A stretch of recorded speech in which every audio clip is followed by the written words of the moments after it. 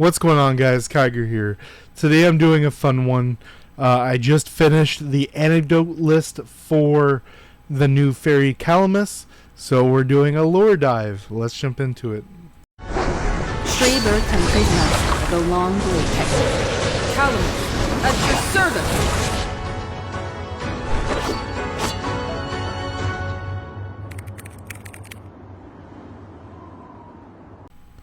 Name Calamus.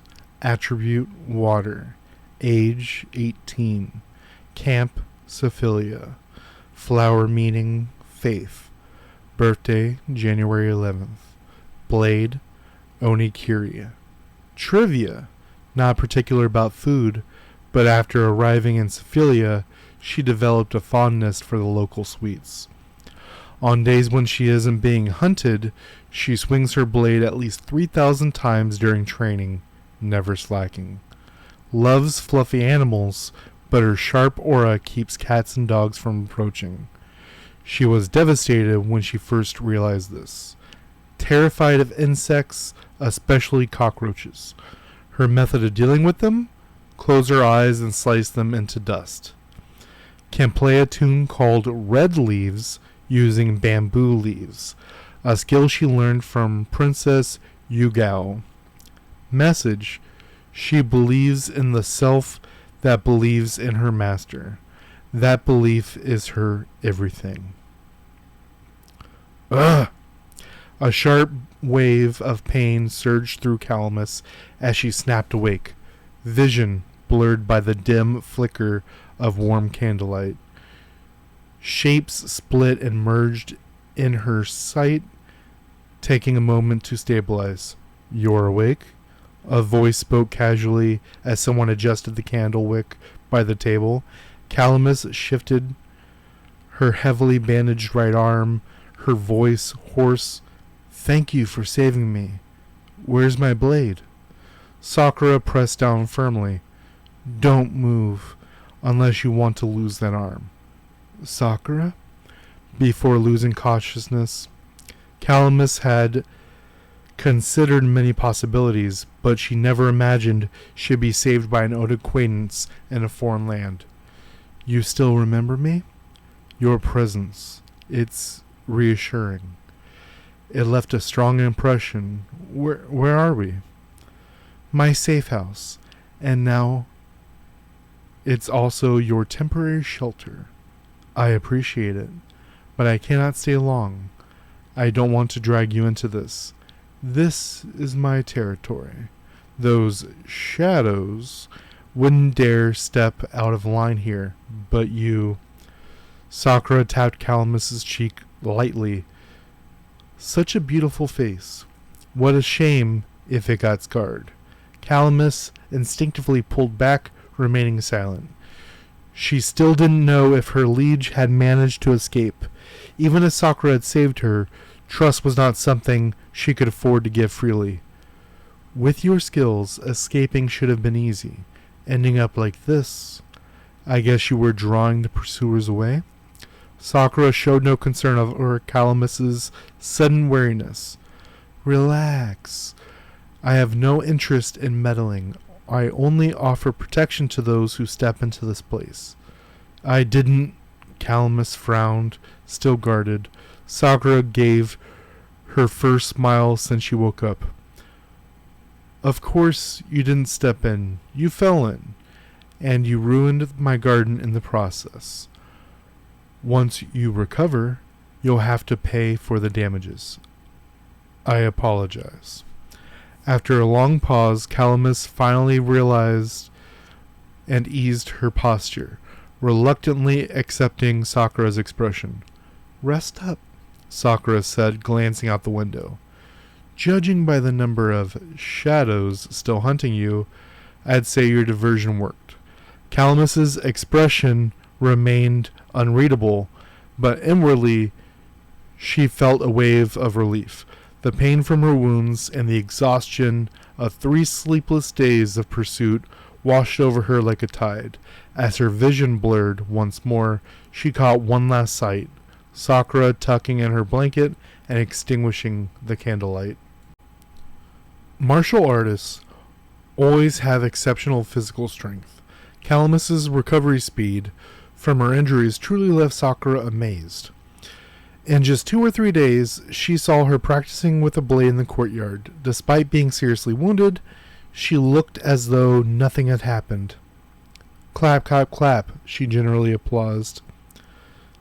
Tell me, how long would the gratitude for saving your life and the payment for damaging the plants be enough to hire you as a bodyguard? You shouldn't be lacking in bodyguards, Calamus said, continuing swinging her blade. The gusts of wind left deep marks on the sand in the courtyard. I can lack them, Sakura shrugged. Calamus swung her blade once more and glanced at her. I will compensate if Miss Sakura has something to say. Please speak plainly. You're surprisingly perceptive, without the usual bad habits of martial artists. Sakura smiled. Princess Yujo has successfully left Syphilia. Why not take this chance to cut ties with her and regain your freedom? Really? Wait, I haven't revealed the princess's whereabouts. How did you know? Gale swept her gaze, the wooden blade resting near Sakura's neck. Don't be so nervous. Sakura gently pushed the wooden blade aside. Although I've been far from my homeland, I'm not completely ignorant. Who else could have caused Kirigakure clan to go to such lengths and forced you to risk your life to mislead the pursuers, if not the daughter of the Fujiwara clan, the beauty Princess Yujo? Fujiwara Takashi is already dead. Are you still going to serve him? Escorting the princess was indeed the last order from my master, but Calamus slowly retracted the wooden blade. That's also my thought. The princess was never involved in those vile affairs, and she had no intention of defying the command. She shouldn't have to sacrifice her life for them. Sakura showed a hint of surprise. Calamus, however, stared at her unwaveringly, her eyes full of pure determination. After a moment, she smiled genuinely. Since this is your own choice, then, let me lend you a hand. She would not hesitate to protect those who entered Yugo House, but if she is going to offer her assistance, it had to be worth it. The first strike of the stray bird country, the one that found its purpose, had that worth. Since Calamus could remember, food was just an expendable source of energy for her. Therefore, she didn't pay much attention to the taste of food. Of course, after joining the Fujiwara clan, as the top warrior favored by the clan leader, she was never lacking in food. When it came to the most difficult meal she ever had, it would be undoubtedly be the wild boar she roasted herself while escorting Princess Yujo. Even wrapped in fragrant leaves, the smell of game meat still overwhelmed the burnt aroma, and the tough meat also ruined her teeth. Her instinct for danger made her spit out the hard piece of meat before swallowing it. Hee hee hee.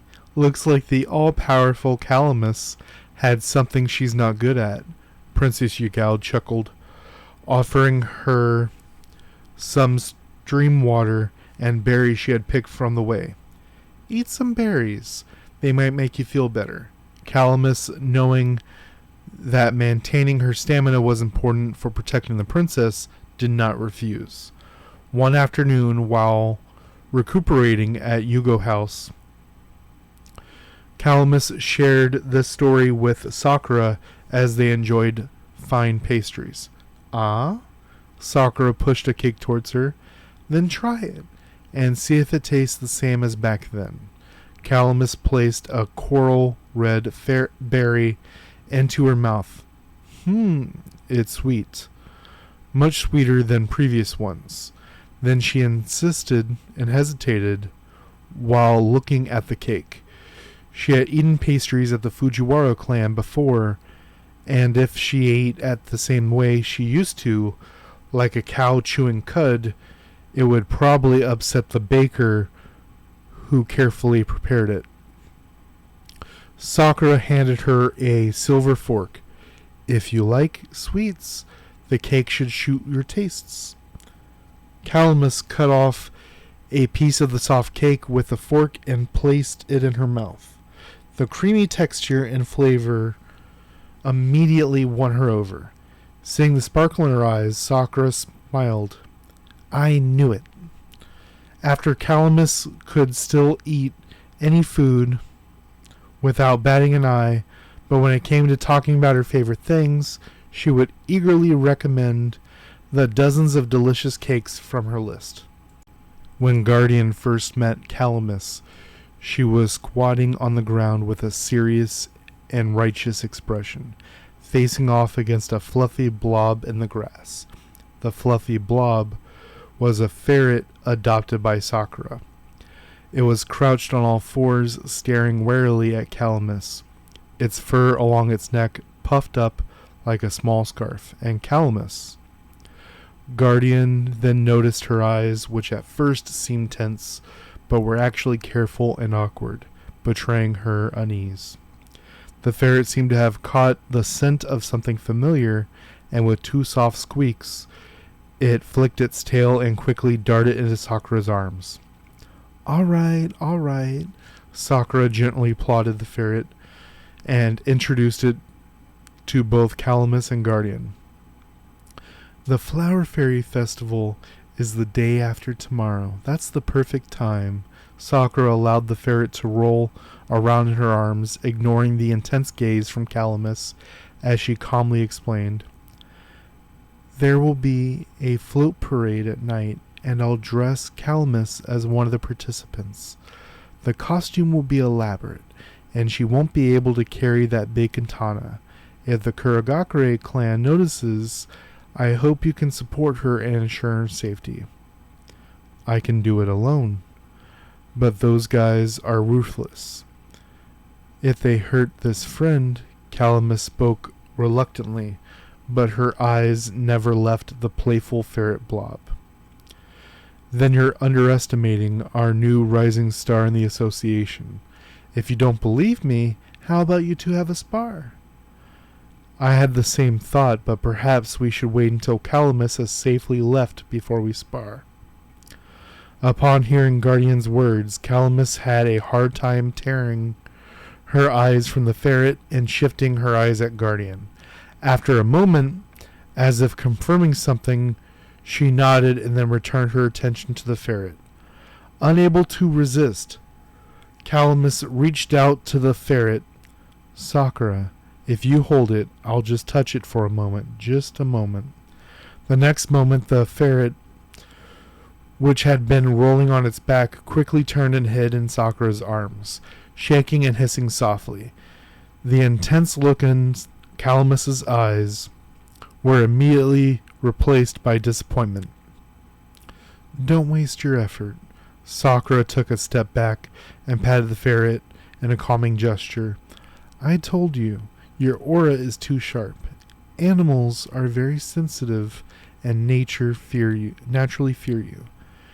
This only made Calamus more dejected. Her upright posture now slumped, looking pitifully at the Guardian's eyes. Guardian thought to himself, this really is a far cry from the stray bird's first blade Sakura mentioned.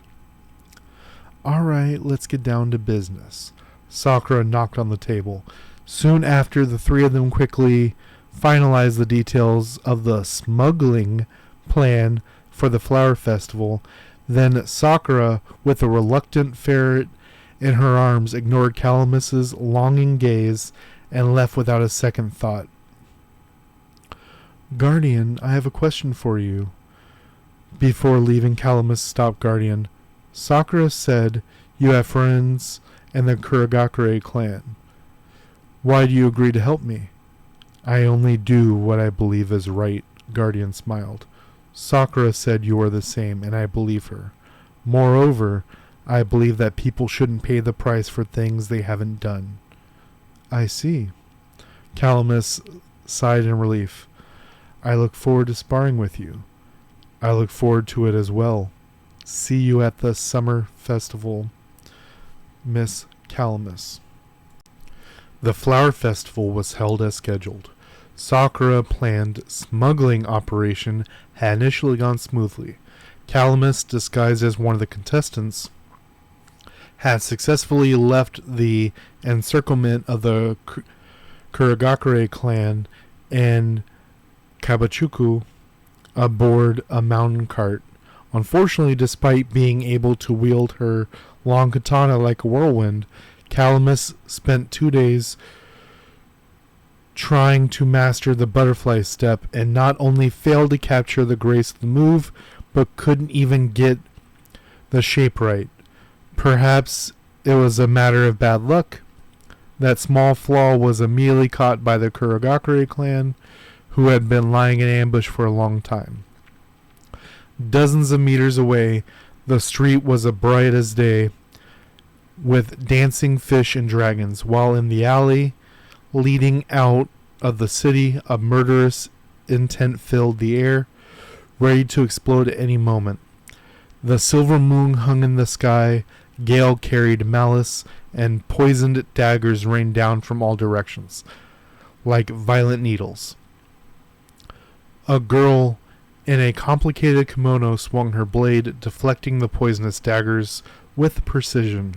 Her mercilessly styled hair was cut by the blades, and her silver hair, now flowing like a waterfall in the wind, blended with her murderous gaze. The flower-shaped decoration on her forehead appeared as crimson as blood. Even after a long time, the Guardian could never forget that scene. Unfortunately, the kimono was destroyed in the fight. Even though Sakura later gifted her an identical one, Calamus never wore it. Do you not like it? Or is it too inconvenient to move in? After a friendly sparring session, Guardian brought it up. I know a skilled costume designer who could surely create a more practical version for you. Want to give it a try? Calamus paused, then shook her head. No. That outfit is beautiful. It's not suited for me. She wiped the blade of onikiri with cloth, the gleaming edge reflecting her focused and intense gaze. My pursuit is the perfection of martial arts. No matter how beautiful the other scenery of this path may be, I cannot allow myself to be distracted. I will not allow myself to stop. There's nothing wrong with relaxing occasionally while chasing your ideal, Calamus. You don't have to be so. I know full well that I'm not a genius, she interrupted.